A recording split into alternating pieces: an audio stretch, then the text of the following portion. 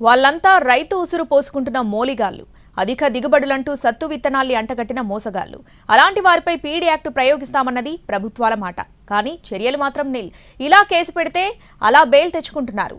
ఇంతకీ లోపం ఎక్కడుంది? Let's watch. ఇటీవల కాలంలో రైతులపై మోసాలు ఎక్కువయ్యాయి.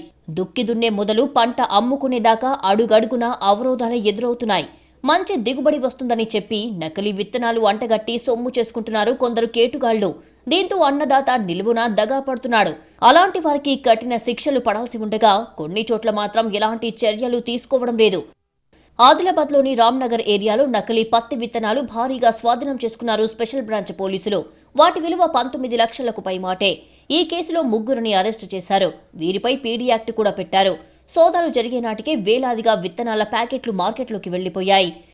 నాసిరకం విత్తనాల్ని తీసుకొచ్చి బ్రాండెడ్ కంపెనీల పేరుతో అందమైన ప్యాకింగ్లతో బురడీ కొట్టిస్తున్నారు కేటుగాళ్లు. ఈ కేసులో నిందితులకు కఠిన శిక్ష పడుతుందని అంతా అనుకున్నారు. కానీ ఇద్దరు కటకటాల వెనక్కి వెళ్లకుండానే ఇంటికి వెళ్లిపోయారు.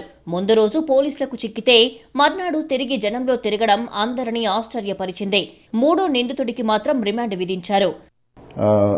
నకిలీ సీడ్ను బ్రాండెడ్ సీడ్గా మార్చి దాన్ని ఒక ప్యాకెట్లలో మీనాక్షి గోల్డ్ తర్వాత పాండురంగ అనే ప్యాకెట్లలో నింపడానికి సిద్ధమైనప్పుడు మా పోలీస్ డిపార్ట్మెంట్ వారు దాన్ని ఇన్ఫర్మేషన్ కలెక్ట్ చేసి చాకచక్యంగా పట్టుకుని ఆ కేసులో ముగ్గురిని అరెస్ట్ చేయడం జరిగింది. సిద్దిపేటకు చెందిన మణికంఠ అతడు కూడా అతని ఇన్వాల్వ్మెంట్ ఉన్నట్టు ఎస్టాబ్లిష్ కాబట్టి ముగ్గురిని అరెస్ట్ చేసి కొట్టుకు పంపడం జరిగింది. అటు భీంపూర్ మండలంలో భారీగా నకిలీ ఎరువులు దొరికాయి. వీరి వల్ల మోసపోతున్న రైతులు తీవ్రంగా నష్టపోతున్నారు. కొందరైతే బలవంతంగా ప్రాణాలు తీసుకుంటున్నారు.